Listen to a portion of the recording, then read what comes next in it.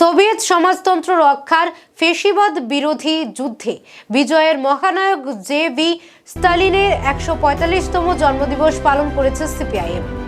এদিন CPIM party অফিসে আয়োজিত অনুষ্ঠানে ওনার প্রতিকৃতিতে পুষ্পার্ঘ্য অর্পণ করে শ্রদ্ধা নিবেদন করেছেন সিপিআইএম রাজ্য সম্পাদক জিতেন চৌধুরী। তাছাড়া উপস্থিত ছিলেন সিপিআইএমের অন্যান্য নেতৃত্ব।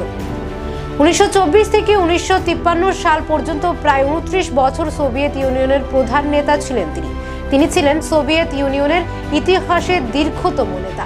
লেনিনের মৃত্যুর পর তিনি সোভিয়েত ইউনিয়নের কমিউনিস্ট পার্টির সাধারণ সম্পাদক হন এবং সোভিয়েত ইউনিয়নের মন্ত্রী পরিষদের চেয়ারম্যান হিসেবেও দায়িত্ব পালন করেছেন।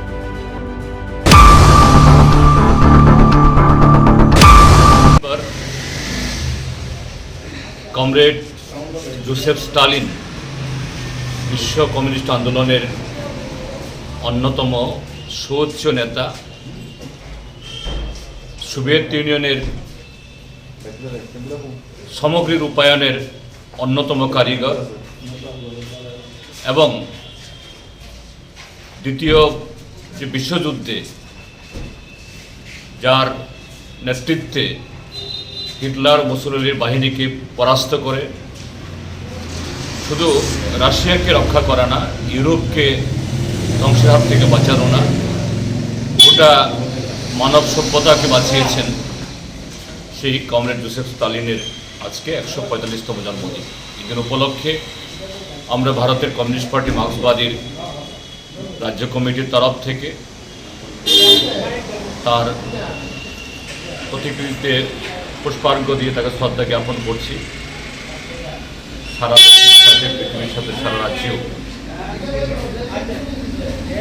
জোসেফ স্টালিনকে আজকে তার এই ১৪৫তম জন্মদিনে আমরা যারা এই ভারতবর্ষের মানুষ, বিশেষ করে বর্তমান সময়কালের মধ্য দিয়ে যাচ্ছি, বিশেষভাবে তার ভূমিকা, তার কর্মকাণ্ড এবং তিনি শুধুমাত্র কমরেড লেনিনের কাছ থেকে দায়িত্ব গ্রহণ করার পর থেকে না, সে দ্বিতীয় বিশ্বযুদ্ধের সময়তে শুধু একজন সমন্বয়ক হিসেবে না, একজন কূটনৈতিক, রাজনৈতিক এবং এরকম একটা যুদ্ধের সেনাপতি হিসেবে যে ভূমিকা পালন করেছেন, তা আজকের দিনের পৃথিবীতে এবং বিশেষ করে ভারতবর্ষে এটা অনুধাবন করার একটা তার বিশাল একটা ব্যাপার রয়েছে।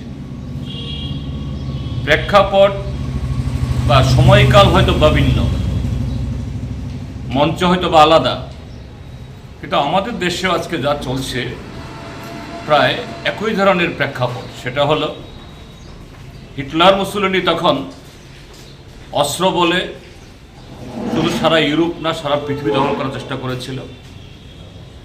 আজকে আমাদের দেশে মোদি শাহ অগণতান্ত্রিক এবং স্বৈরাচারী পথে এই দেশের ১৪০ কোটি মানুষকে পদানত রাখার